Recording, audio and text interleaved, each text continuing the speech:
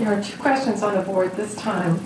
The first one deals with the population of Mathistan, which is given in millions, and the question is, how do we read these expressions, m of 9 and the derivative of m evaluated at 9? Totally different things. The first one is the function itself, so input being years, 9 years after 2000. So in 2009, the population of Mathistan is 20 million people. Just evaluating a function and reading the answer. This one is the derivative. How much is the function changing in 2009? And I would tell you the limit is instantaneous rate of change. You have to work with the units you're given. So the rate of change here is going to be people per year, because the output of the function is people and the input is time. So we're watching the population change with time. The given number is 0.12, and so we're dealing with millions, and if you want to convert 0.12 times 10 to the 6 or a million, it comes out to 120,000 people per year.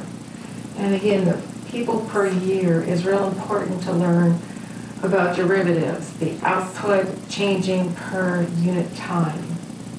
And it's usually time, sometimes something else, or investment, dollar, whatever, but it's always a rate of change. When you see the derivative marking like that, you know we're going to talk about output versus input, particularly a unit of input, time, a dollar, whatever.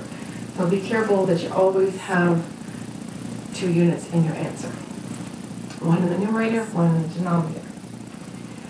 So I squeezed the graph on this board as well. Interesting little graph. And there are some empty circles, meaning the function couldn't be defined there. It was defined there. It was defined here, and then there's a gap in the function, so not a continuous function. Something else you're learning in this chapter. So definitely a discontinuous function with holes and breaks and holes in it. Excuse me, okay. So we're following this interesting little function along.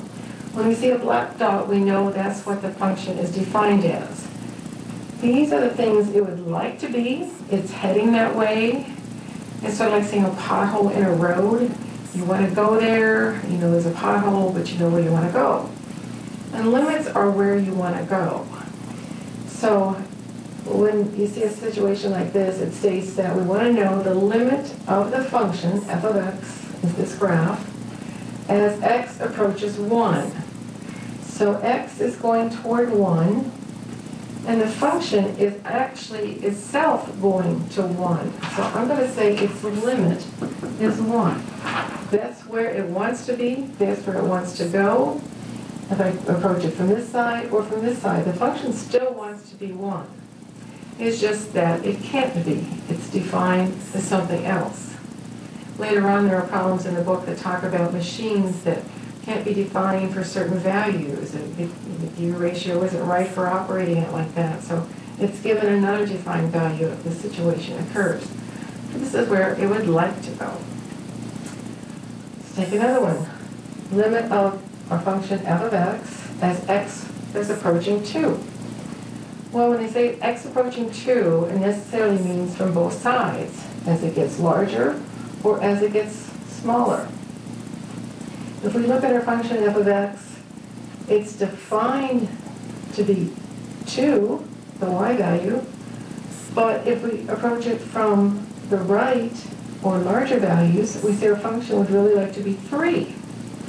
So there's this big gap in what it's defined as, what it wants to be. Not like over here, where it was clearly what it wanted to be from both sides. So we always note that if the function is different from the left and different from the right, it's like telling your friend to meet you on 2 different streets. You can't be up here and down there at the same time. So we say this limit does not exist. DME does not exist. If it's different from one side than the other, your friend's going to be lost. Alrighty, the function as x approaches 4. So clearly from either side, the function would like to be 2. And there's a pothole there, but you know where you want to go. No problems approaching it or seeing that pothole from either side.